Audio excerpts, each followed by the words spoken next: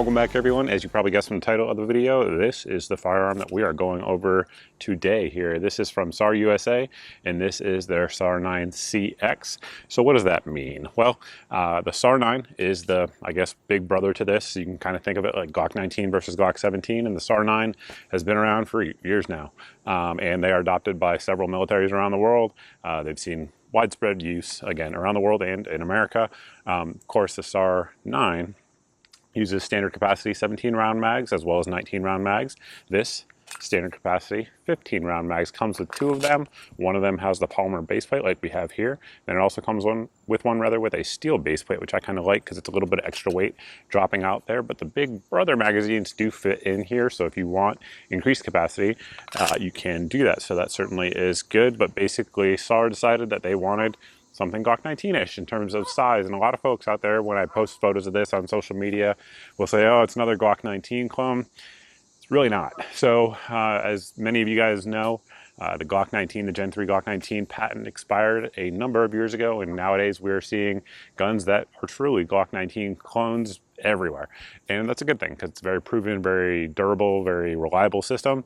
And a lot of folks are actually improving on it with better ergonomics and things like that.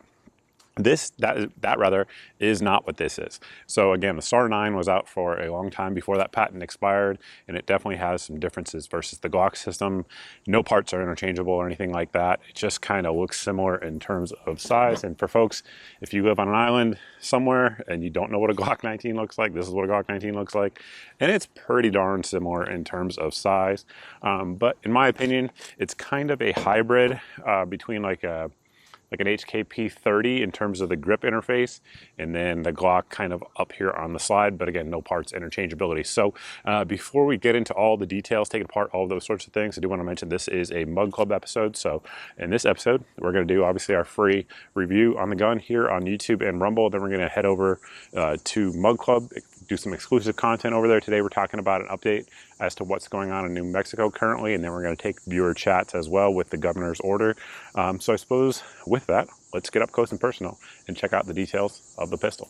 Getting into the details of the pistol, we will start by making sure it's clear. So we're going to drop our magazine release. It's a nice magazine release. It's not too oversized that you're going to accidentally hit it. Additionally, it is reversible. It is not ambidextrous, which is my preference. Not a big fan of ambidextrous mag releases, but as you can see, the mags are cut so that way it can be set up on either side.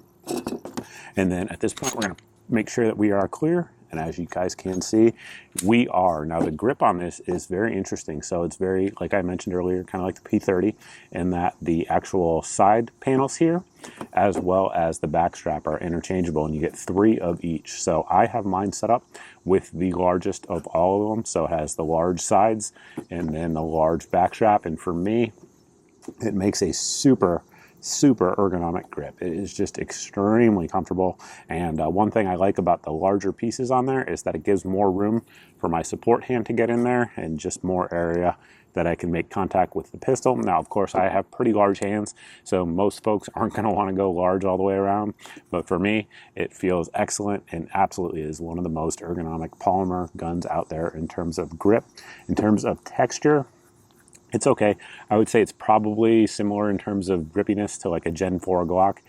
Me personally, I prefer a little bit more aggressive, but the finger grooves, if they do fit you, that does help with it. So the pistol is going to move around a little bit less under recoil. And in terms of shooting, it shoots pretty soft, as you guys can see so far throughout the shooting footage. So looking into the trigger itself, before I do that, I suppose I should mention it does have a pretty large trigger guard, larger than a Glock, and I know Glock kind of is the standard here, so I'm probably going to reference that several times. But the trigger there does have that red indicator on it when the striker is cocked. So essentially, again, make sure that we are clear. It does have a safety, just like a Glock, so it has that little safety there. And unless you push it all the way back, it will not go back. But the trigger on this gun is excellent. Absolutely one of the better parts of the gun for sure. So we have our creep all the way back to the wall, and you can see it's basically at the edge of the trigger guard. And then the brake right there, it brakes right around 3 pounds. So a reset, a little bit long, but again, once we get to our wall, again, clean brake right at 3 pounds. It's a very good trigger. Not mad about it at all. Again, pretty darn good. And as you can see there, that little red piece is not showing when the striker is forward. And then one thing I didn't mention there is that we do have our slide lock and slide release here on the side. And as you can see, hopefully my camera will pick it up, it does protrude a little bit from the side. If we're comparing it to like the Glock 19, for example, you can see how the Glock is actually shrouded there on the actual frame, whereas here on the SAR, it really isn't. It has a little bit, but not much. It sticks out a good bit further. We will get into that in more detail as we go on with the video. But again, trigger guard enlarged. It does have a nice undercut up under here, which is nice. And then we do have our 1913 compatible rail out front. Now I should note that the rail itself is a little bit short because the barrel on this one is 4 inches on the dot. One thing that leads to, or I guess limits it to, is it's only going to fit with most of the compact weapon lights out there. So like the TLR7, obviously this one being a CX comes with a light, and I should mention that the CX, the X portion of that name, what that's indicating in SAR's lineup is that it comes with extra stuff. So it comes with a clean kit, it comes with a light that seems to be a licensed copy of a Streamlight TLR8, or excuse me, TLR7, the early versions. So it does come with one of those with the gun, which is nice, and it also comes with a paddle holster. So if you guys are looking for that stuff out of the box, you want to get the X version. And if you don't care about that, then there is a SAR9C with no X, and that doesn't come with it. So that's sort of the overview there. Getting into the slide itself, we do have front serrations, as you guys can see here, and you can use them just fine. Of course, they are cut here. That does expose the barrel. I suppose it could lead to some sort of dirt ingress if that is a concern of yours. That said, there's actually a number of torture tests of this pistol online. If you guys are interested in it, they do pretty well in the torture tests, so I wouldn't be too worried about it. And of course, the Glock 34 for years had very similar features and didn't have any issues. But if you guys are front slide guys, you can rock it on this gun. One thing I should note there is that the little embossed logo, when it came from the factory, it was completely white, and somehow over the corrosive air here in the Carolinas, and I've had this actually down in Florida as well, it's kind of changed color. I don't know if that matters to you guys, but again, on this side, you should note that we do have an external extractor, very different than how the Glock would do it. Glock obviously has an external extractor as well, but again, a very different system. This of course has that pin that goes through the slide, so very, very different. Again, it looks similar but not. Continuing on back, the rear serrations are perfectly usable as well. No issues with that. The dots, the sights rather I should say, are white dot with a square notch rear. Me personally, I don't have an issue with them. They're steel, unlike the Glock sights, which is nice.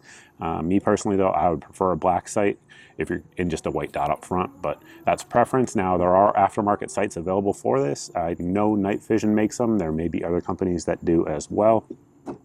And one con I'm going to say of this gun, it's a pro and a con. So I guess the pro is it does accept aftermarket red dots and things like that. The con is it's just through these 2 screws. So you can remove these 2 screws, and there's a number of different optics. I know Vortex, I believe the Venom fits it, and anything else that really will fit that pattern of optic.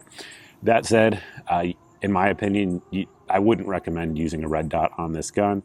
You don't want to rely on screws to be the only thing holding down your red dot, and they've actually changed it. They've come up with a newer version of this gun that has a proper, milled out slide and stuff like that. So if that's what you're looking for, an optics ready SAR USA gun, I would get another one. Me personally, I wouldn't run optics on this slide, but it does have the ability to use it. So if that's what you're into, then just know that you can do it. Disassembly on it is pretty simple. Verify it's clear, point in a safe direction. You're going to pull down on this tab right here on both sides. It's very large, so you can't mess that up. And then, of course, it will come right off. And looking in there, good milling, no issues at all. Striker assembly, very similar to the Glock, but of course so is an M&P at this point. There's a whole lot of guns that use a very similar system. It does have a dual recoil spring, which is captive in a metal steel guide rod. And then the barrel itself is cold hammer forged. It is nitrided in there, as is the slide and the metal components that you guys see here. And the barrel does have a nice wide polished feed ramp. We had no issues at all running hollow points throughout the testing. You can see some good old honest wear marks in there in the actual slide, but that's just because, well, we've put over 1,000 rounds through the gun, so wear happens. But The nitrided system is going to give you good corrosion resistance, good surface hardness, good lubricity. Nitriding is a good process to make slides and barrels out of in terms of finish anyway. So I should note there, if you look in there, we do have our steel here and here. Of course, this is our trigger assembly, and it actually works very different. You can see where the pin is here versus the Gen 3 Glocks. Again, it is not a Glock clone in any way. I know people like to say that, but it really isn't when you get into the inside of it. But back here, it does have a similar sear to a Glock for sure. Reassembly though is the same. You're just gonna put it right there, just like that. And while we're talking about Glocks, let's just go ahead and compare them, because I know you guys want me to anyway. Gen 3 Glock here, and size-wise, you guys can see, again, we'll line the backs up. Very similar. The SAR is a little bit longer. One thing that's nice about the SAR here is that it has the same low bore axis that the Glocks are known for. Obviously, the SAR has superior sights from the factory. I don't think that's even debatable at this point. Trigger press, for sure, SAR is going to win. The light mount, Glock 19 will accept more lights than this will, just because of that little longer area that we do have here in front of the trigger guard. You guys should be able to kind of see that there. It just allows for a little bit more options than you get here for sure. And then, of course, like we talked about, the slide lock is a little bit more flush here and has a more, I guess, encased area built into the frame itself. Now that we've looked at it up close and personal, there's a few things we need to discuss before closing the video out. Number one, it was sent out to me by request by me from the folks at SAR USA. A lot of people ask me about it because they're like, is it a better Glock 19? The answer to that is no, because it's not really like the Glock 19. It is an independent design. I think we've kind of harped on that so far in the video. A few other things to talk about, of course, is going to be reliability. So this gun has had 0 malfunctions that were caused by the gun or ammo, which is an important distinction to make. So longtime viewers of the channel probably know where I'm going with this. So I shoot with a high 2 thumbs forward grip, as many people do, and I also have very large hands. And so what that causes is this part of my hand right here, the kind of the meaty part behind my thumb. On a lot of pistols, this is not unique to this gun. Like SIG P226s are probably another very common culprit for me. But what that causes is it causes me to have false slide locks on this gun. So right now we've had about 1,200 rounds through this gun, and it's happened at least 10 times. So it's not, I want to be clear to the new folks at home, it's not a problem with a gun. It's a problem with the gun and user interface, the way I'm gripping it. So when it happened, I immediately was unsure if that's what happened. I had an inkling, I guess you could say, that that's what happened. And basically I adjusted my grip down kind of like that, intentionally not touching our slide lock button, and had 0 issues going forward. And then went back out to the range and just gripped it naturally, not thinking, just like this, as you guys can see there. Hopefully that makes sense and you guys can see that my actual meat of my hands is pushing up on that button with my natural grip. And so that was causing it to happen again. Like I said, it's got about 1,200 rounds through it. It's had about 10 malfunctions. All of them were identical. All of them were caused by my grip causing a false slide lock. First rounds through the SAR9 CX. There's one in the chamber, full mag.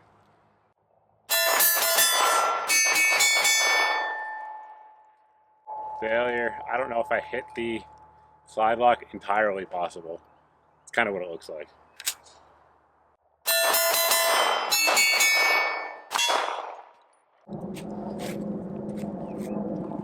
There's literally an Apache circling over me as I record this.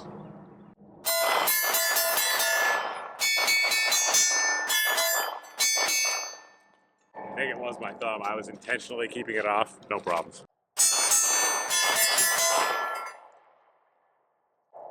I think I bumped the slide lock.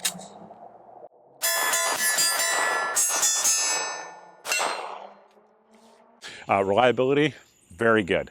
It's just reliability with me and the way I grip it naturally, instinctively, not the greatest. That said, most of you will never run into that issue. There's not a lot of people. I don't know what the percentage is, but there's a very, I probably would say less than 10% of people who shoot semi-automatic handguns that grip as high as I do. Some people do. There's definitely some out there who do, but most don't. So just kind of know that. I've looked around at other people's reviews of this gun, and I haven't seen it mentioned anywhere. So it's probably just a me issue, but that is what it is. In terms of price point on this gun, I think the MSRP is just north, I should say, of $600. However, looking around right before I filmed this, I believe the lowest I saw it for was $475. And mind you, that includes the light, which is the 600 lumen light, and then it also includes a holster. So you kind of have to factor that into the cost. I'm not sure what it is without those accessories. I didn't look because that's not what we have here with this particular pistol. And I think that is a very competitive space right now in 2023. There's a whole lot of guns that offer very similar value for that price point, or maybe even a little bit less. So I really think it's a hard place to be in the market, if you will. Not that there's anything wrong with this gun. If I made this video 5 or 6 years ago, I'd be like, man, that's a really good price. But now there's a lot of competition in that price point. You're talking your Smith & Wesson M&Ps. Obviously, it's much less expensive than a Glock. The Glock version of it, I believe the non-MOS version is going to be $539, so that's actually more expensive and doesn't come with a light. So pros and cons there, but there are a lot of good guns in this price point. And I would add this to it. I would say this is one of the good guns. One of the things it does better than most is the trigger. The trigger is very good. But it's just something that you guys have to consider, you know, after watching the video, if you think it is right for you. That's why I make these videos. I just shoot, report, let you guys know what's going on, and then I let you guys make the decision as to what to do going forward. But I would say it is a very good gun, and most people will not have the issue I had. I think that's pretty much it. We will close it out there. If you guys have questions or anything like that, you can post down below in the comment section. Again, if you're watching anywhere but YouTube, there will be a link to pick one up if you guys are interested in that. Additionally, if you guys are watching this video and you're new here and but you like what you saw rather, and you're not subscribed, you can subscribe, recommend it. If you're doing that, i.e. subscribed and hit the notification bell, and you're still not seeing 2 to 4 videos a week here on the channel, definitely sign up for my email list that you see here on your screen. And of course you can follow me across all my other socials, but this email goes out once a month and it has all the videos since the previous month's email went out. So that way there's no big tech giant censoring you from my eyes. Additionally, if this goes on sale, ammo for it goes on sale, extra mags go on sale, optics go on sale, etc. They will be in my daily deals email. So that goes out every day as the name indicates, and it has 6 to 8 of the best deals that we find around the internet. If it's in that email, it's the cheapest I know of anywhere for that item on the internet on that particular day. So hopefully it saves you some time and saves you some money because I've already done the price comparisons for you. Additionally, one thing I just saw when I was looking at this is that this barrel does have a very generous target crown on it, and that is helpful, not just for accuracy, which accuracy on this pistol was very, very good, but it's also good for if the barrel gets chipped, anything like that, it's not going to impact accuracy. So it is a good sort of protective mechanism for a defensive type of gun. So that is one feature I neglected to mention, but I'm mentioning it now before we close it out. All right, with that, we're going to head over to Mug Club. And if you guys are interested in that, there should be a link here on your screen with a code where you can sign up, and we are going to head over there, again, talk about what is going on in New Mexico right now, which is crazy, and then take your viewer chats as well. And with that, piss off, YouTube.